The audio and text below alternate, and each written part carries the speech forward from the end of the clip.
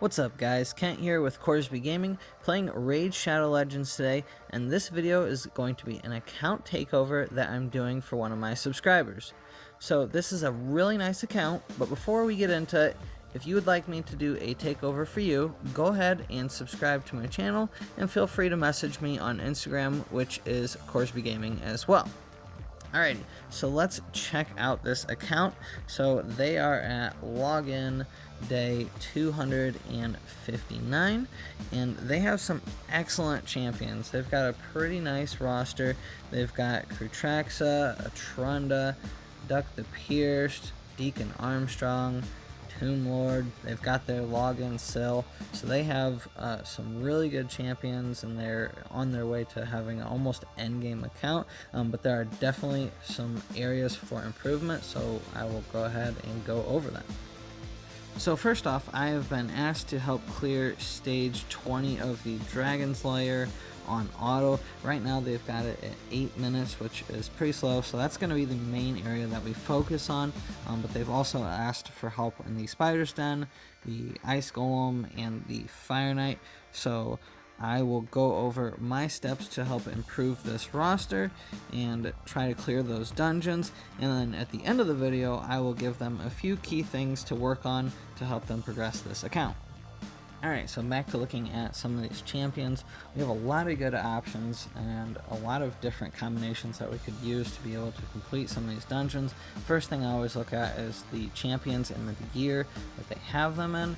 For the most part, a lot of these champions are geared pretty darn well and are well on their way to being geared out to be like endgame champions. They do have some room for improvement and some minor changes that need to be done.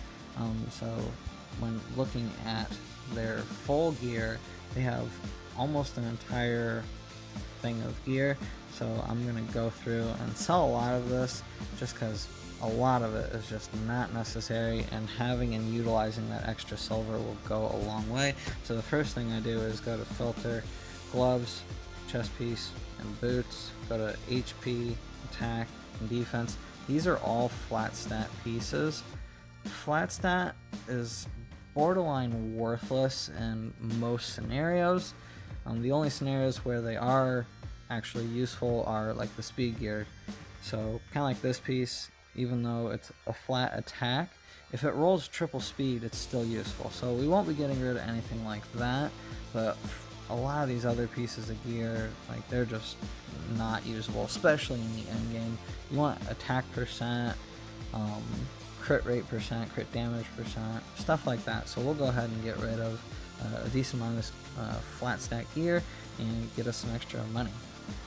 Alright, so the first champion we're going to look at is Syl of the Drakes, mostly because she is an exceptional carry, and if you can build her out properly, she can really carry you through a lot of the waves and the end dungeons.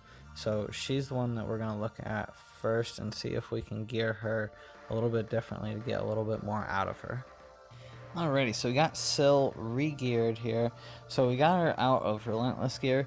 Not that Relentless Gear is a bad option for her, it definitely works, but for the sake of RNG and having consistent runs, having her out of the Relentless Gear is going to be a lot more consistent, and that way you can just use her in auto battle. So I replaced the gloves. We got her in HP gloves, and we also have her in 2 more resilience sets. That's just going to make her a lot more tanky. Since she's the healer and the reviver, you do not want her to die. Also, this is going to be the first champion that they're going to want a 6-star next, so that is going to be their #1 priority. Once they get her maxed out, I'm pretty sure this account will be able to do all these stages fairly easily because she is an excellent champion. The only couple things that they'll want to do is, one, equip an accuracy banner, just because the accuracy on her is fairly low, a little bit too low to be effective in those endgame dungeons, but having her 6-starred with an accuracy banner, that'll bump it up well past the 200 mark, so that would be the first order of business. Second thing is the masteries. She has no masteries. That's going to make another huge difference in this champion being much more effective. Alright, so next champion we're going to look at is Duck the Pierce. This guy is awesome as well. So I already went and re-geared him and put him in immortal gear. That'll help him stay alive a little bit longer, give him a little bit more HP. But for the most part, he's built out very well. The only downside to him is he is not booked. So him having 100% on the books is definitely going to make a huge difference. So we're going to go ahead and book this guy since he does have the books available. And then another thing with this guy, the masteries. That's a huge area where he can make a big improvement. Alright, so the next champ we will look at is Coldheart, which Coldheart is a legendary masquerading as a rare. She is an endgame viable champion, and then as far as her gear goes, I already re-geared her.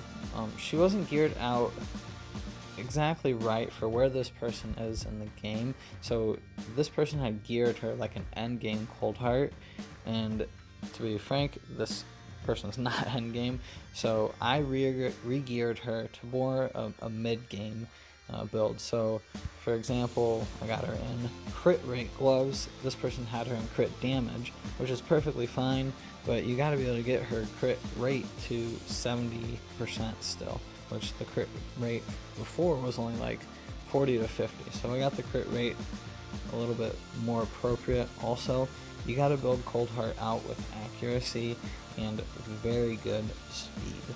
So one downside here is there is no accuracy banner, so I can't build her out quite the way I would like to, but got her pretty straightened away here.